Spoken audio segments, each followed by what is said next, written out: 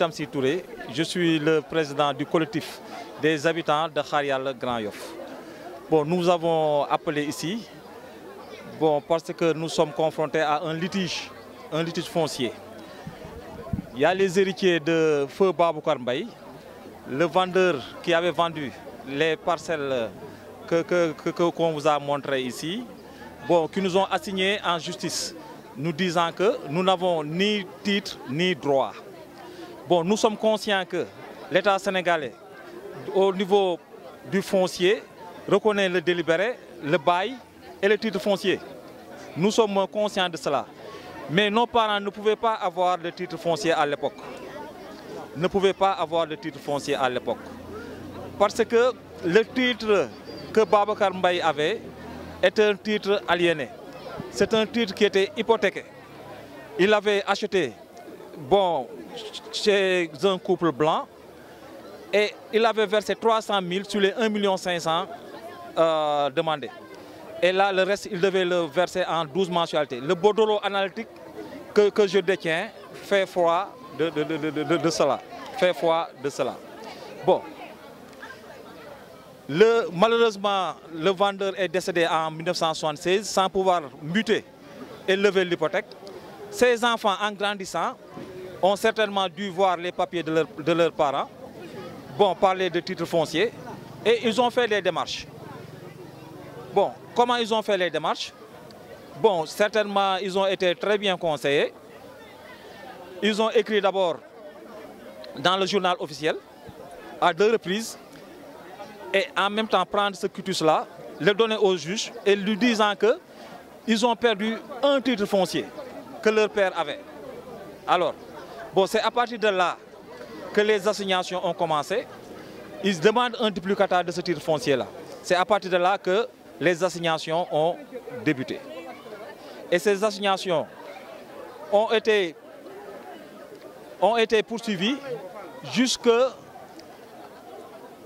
la veille du Gamou que nous venons de célébrer. Et là, à partir de ce Gamou-là, qu'est-ce qui s'est passé? Il y a le commissaire Tendeng du commissariat central qui a appelé un de nos membres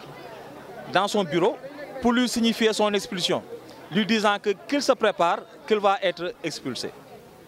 C'est la raison qui nous a amenés à ameuter le pays, à ameuter les autorités, à ameuter l'opinion pour leur demander de venir, par exemple, nous accompagner sur ça, parce qu'on ne comprend pas. Là où le dossier est pendant à la justice, au niveau de perfection de vente, et là où le délibéré d'expulsion a été bloqué par le même juge des référés, comment peut-on expulser un membre? Et en l'occurrence, un commissaire. En l'occurrence, un commissaire. Bon, c'est ce qui nous a amené à vous appeler et à vous donner l'information pour que vous le relayiez. Voilà. Bon, en wolof. Bon,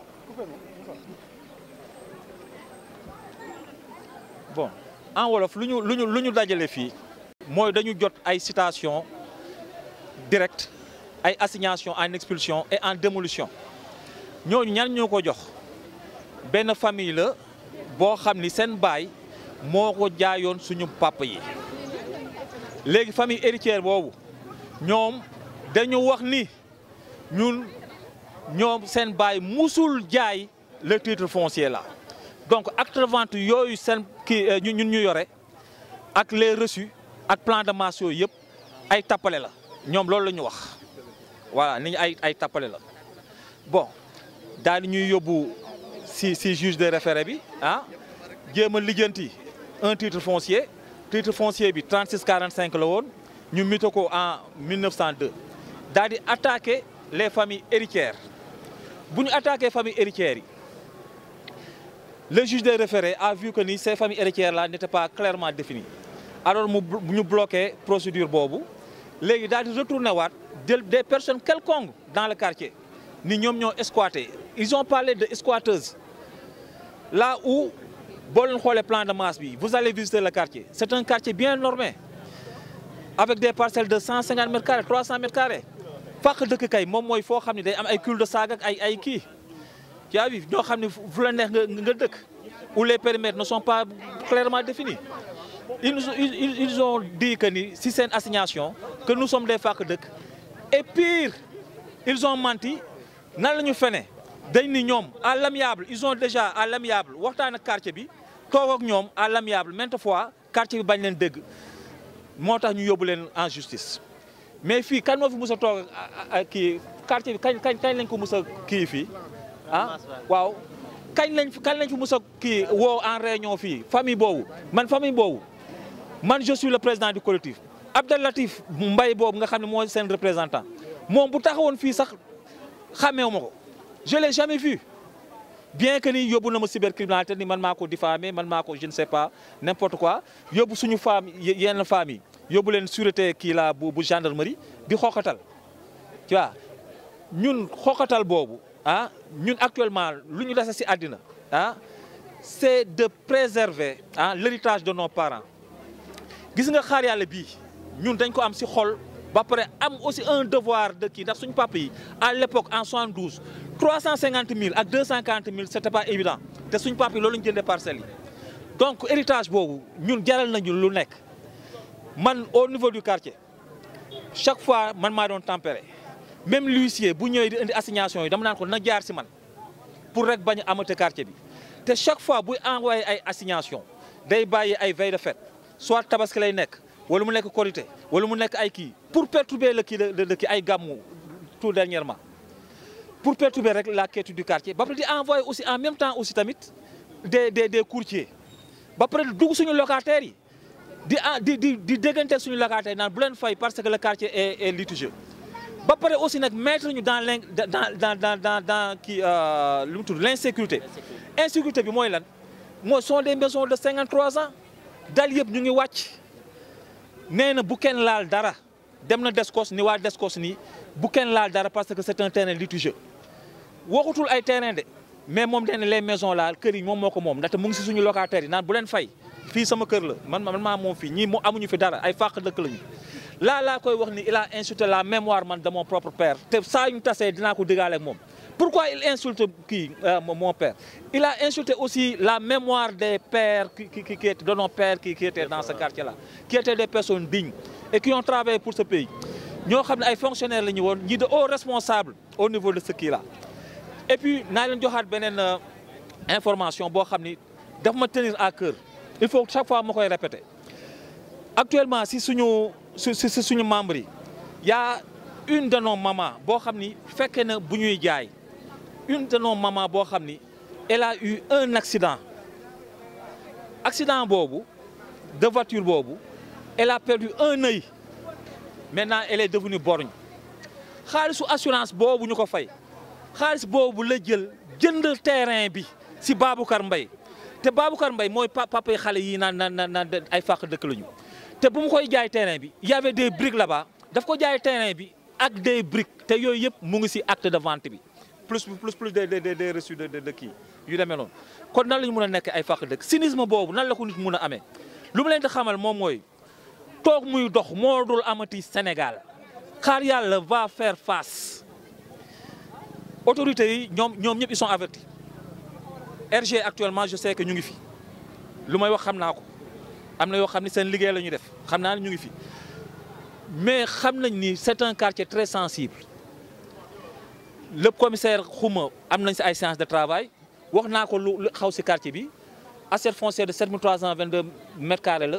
qui regroupe 22 familles au bas mot presque 1000 personnes 1000 personnes ngi dund fii. léegi waa ji gis nañ ni bàyyiwul yéen nu ngeen fas yéene mais bàyyiwul ñun duñu bàyyi nee nañu waa ji bàyyiwul mais ñun lu tax ñuy bàyyi loo xam ni mais c'est l'héritage de nos parents et puis suñu parents yi aussi tamit daf leen lew ah bu fàq dëkk mooy lan mooy ñoo xam ne amuñu plan normé amuñu kii prénotation ay kii demee noonu mais un plan de masse boo xam ni papa ji sax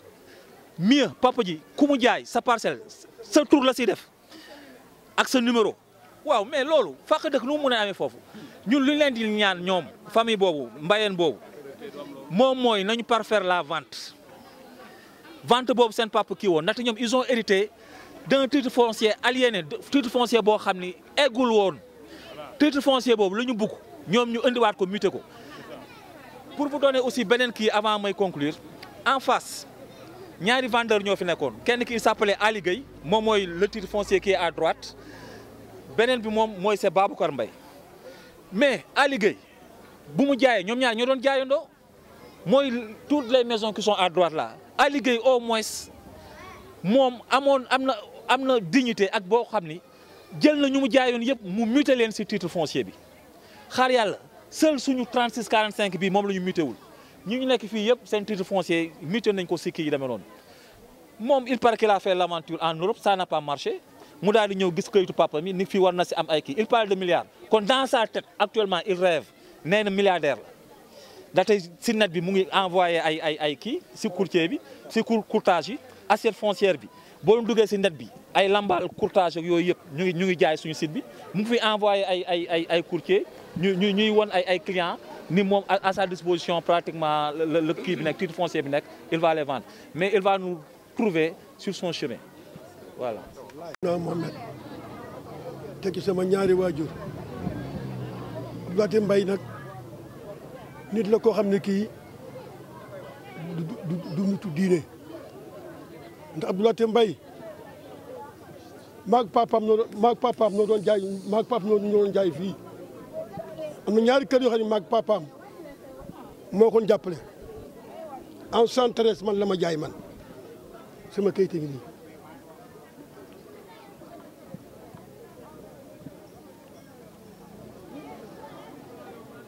sama kayit ngi nii papaam moo ma jaay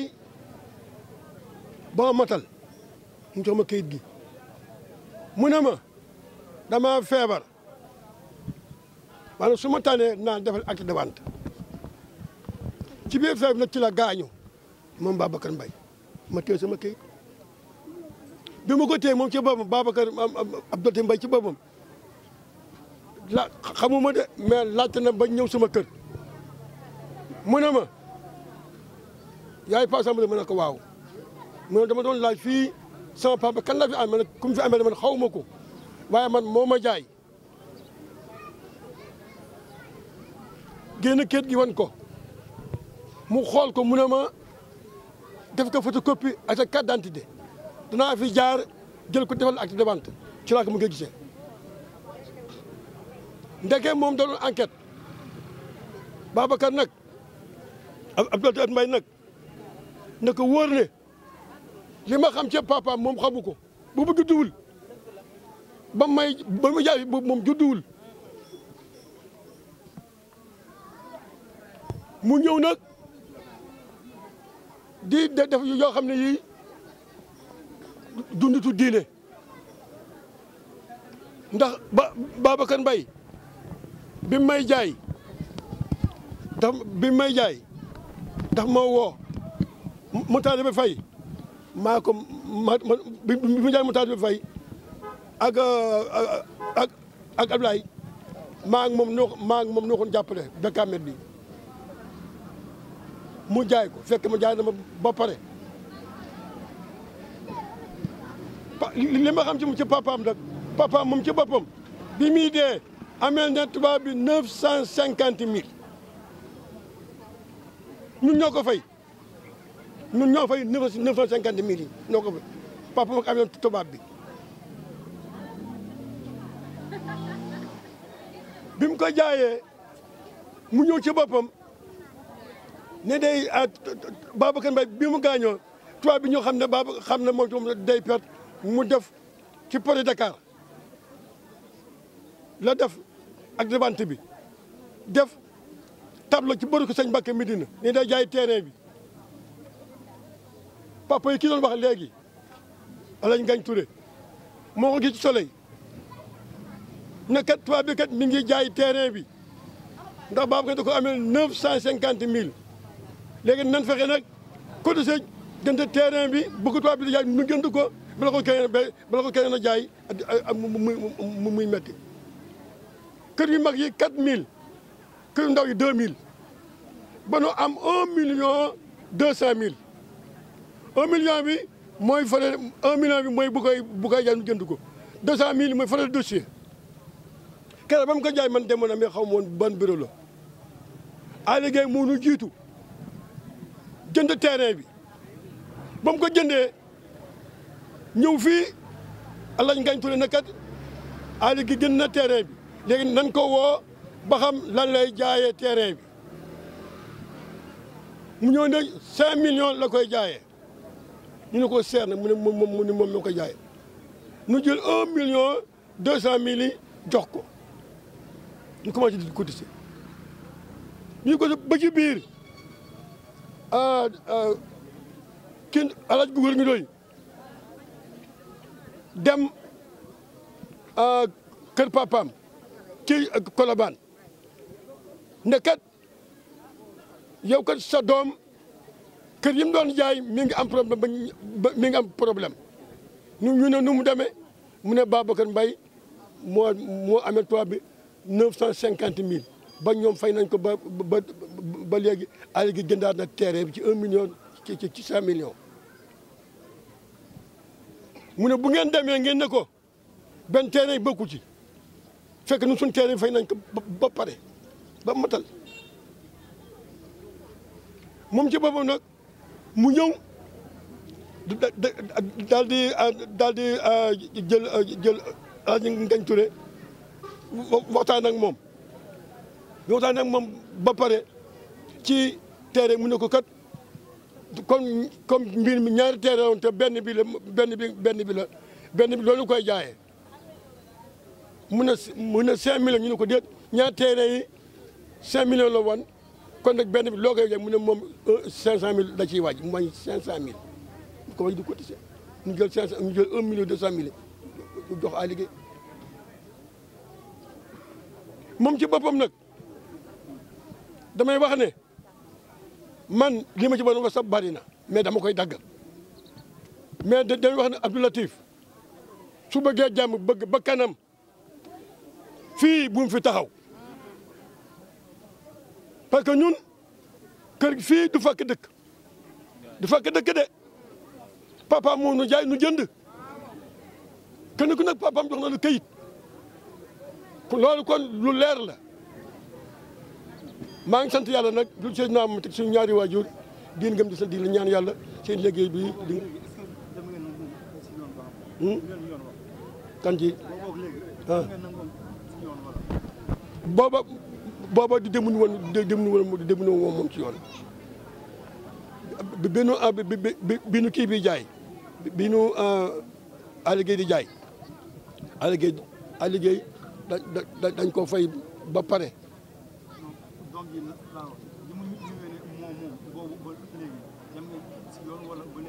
booba léegi noo ngi moom ci yoon booba léegi noo ngi ci yoon jël nañu avocat def nañu lépp yoon nag li mu wax Babacar li mu wax li nga xam ne moom nun kéegun man xëy na président moom lañ jox affaire bi moo xam parce que moo doon dox. ay tappalekat yoo xam ne ñëw fii fekk ay kër yoo xam ne suñu bàyyi ñoo ko jëngoon loolu xam ne ñun jiit na sax suñu judd ñu ngi taxaw fii ah mais man li ma leer ba leer mooy man daf ma wóor ni sama papa Malick Sèye dafa jëng ndax këyit yëpp maa ngi moom premier reçu ba dernier reçu bu mu jox Babacar Mbaye mu ngi si man suñu paree mun naa leen ko woon lépp en plus fii fàq dëkk du am plan géomètre dañ bàyyi caaxaan yi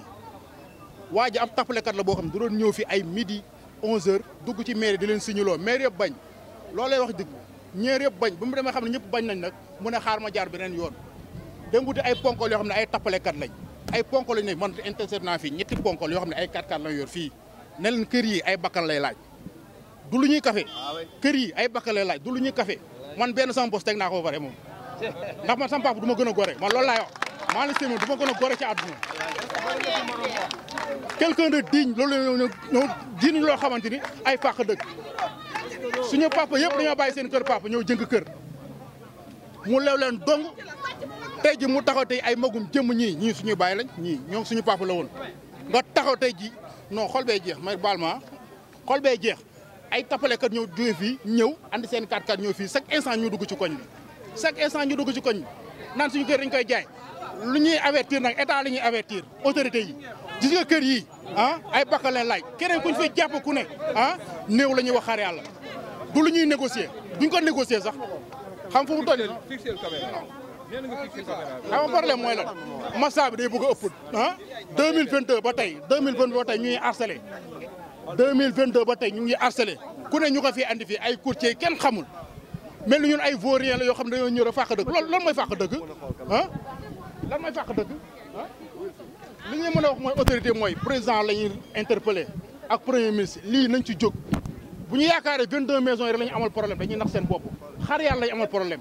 ndax kii toog nii icône la fii moo nekk nii Sambalo icône la xar yàlla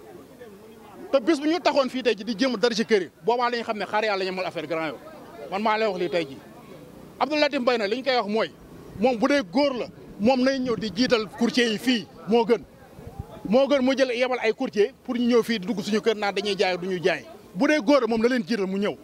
ñi muy sacrifier nag mooy courtier yi di leen yebal fii ci quartier bi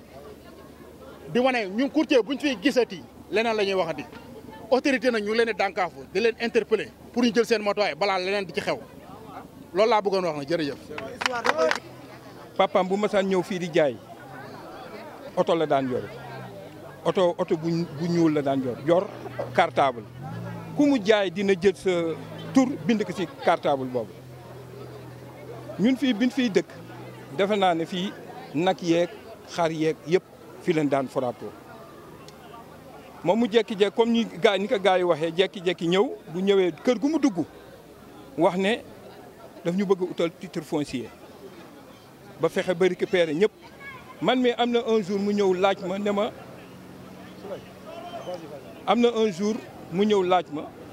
ne ma est-ce que am ngeen kayit ma ne ko am nañ kayit mu ne ma wan ma sa kayit ma jël sama acte de vente jox ko mu xool ko bu mu ko xoolee lu ma jëkk laaj ne ma yow kayit gi foo ko jëlee ma ne ko kayit gi sa pap ba sama pap fayee ba mu mat moo jël kayit gi ñetti signature moo ci am sama pap signature papa mi ngi si témoin bi mi ngi si ak moom sama pap bi mu jaay muy ñetti signature bu sorul woon dinaa ko génne woon leen ko léegi bu mu ko joxee kii bi ma ko joxee mu bind ma benn décharge boobu jox naa ko kii ma ne ko sama acte de vente balaa nga ko yóbbu bind ma benn décharge woon ne yóbbu nga sama acte de vente après mu bind ma benn décharge fu ñu jaayul nag du am plan de masse fu ñu jaayul xanaa numéro papaam kenn mënu ko falsifier ma leen di may wax Latif comme ni ko sunu président bi waxee fii bés bu fi taxawee sunu bakken yi jaay nañ ko ba pare ak lu mu mën a def ne sunu bakken yi jaay nañ ko ba pare asalaamaaleykum